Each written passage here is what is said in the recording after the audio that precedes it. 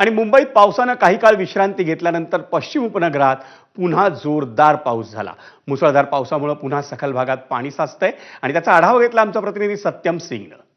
मागील अर्धा तासाच्या विश्रांतीनंतर पुन्हा पश्चिम उपनगरात जोरदार पावसाला सुरुवात झाला आहे। आपण आहोत सध्या अंधेरी सबवे जवळ। आपण पाहिलं तर आज संध्याकाळी 7:30 वाजेपासून जोरदार अवकाळी पावसाला सुरुवात झाला। यानंतर अर्धा तासामध्ये अंधेरी जे सबवे आहे तो पाण्याखाली गेला। सबवे खाली 3 ते 4 फूट पाणी जमल्यामुळे आहे, साचल्यामुळे अंधेरी सबवे वाहतुकीसाठी बंद करण्यात आला होता। मात्र पुन्हा जे अर्धा तासापूर्वी आपण पाहिलं तर पाणी जे पावसाचा जोर कमी झाला पश्चिम उपनगरात, त्यानंतर पाणी निघालं होतं।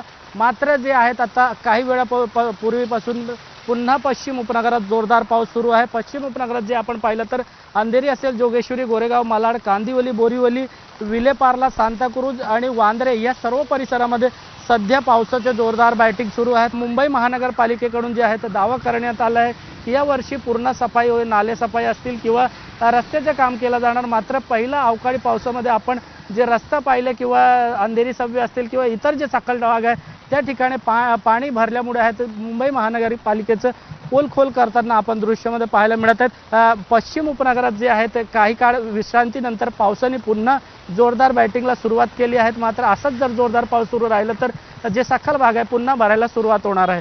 कॅमेरामॅन मनोज जयस्वाल सोबत सत्यम सिंग, एबीपी माझा, मुंबई।